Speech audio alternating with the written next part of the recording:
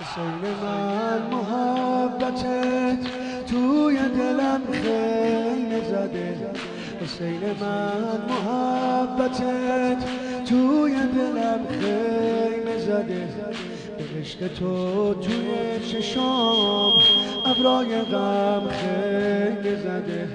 بچه بودم که با غم و مهر شما بزرگ شدم، مثل تموم عاشقا تو هیئت‌ها بزرگ شدم.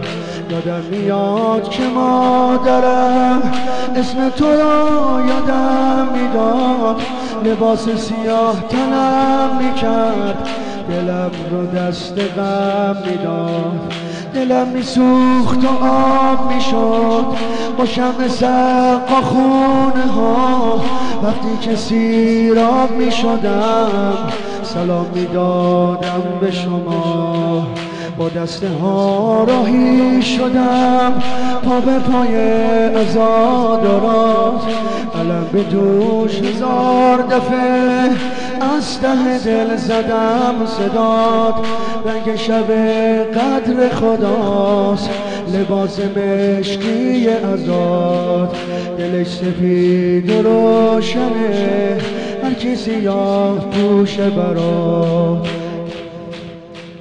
تا بوی سیب میپیشه تو بهشت کربلای تو، گل میکنه تو سینه هر آدمی هوای تو.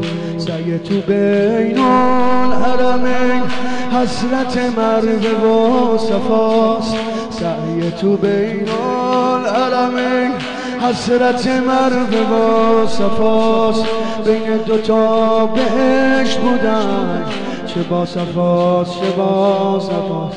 وقتی خوند قلب منه، سینه زدن در زدنه. وقتی خوند قلب منه، سینه زدن در زدنه. وقتی خوند قلب منه، سینه زدن در میزن. یا زهرا یا زهرا یا زهرا یا زهرا.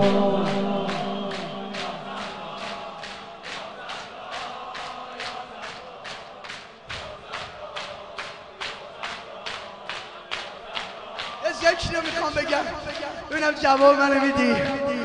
امام رضا امام رضا امام رضا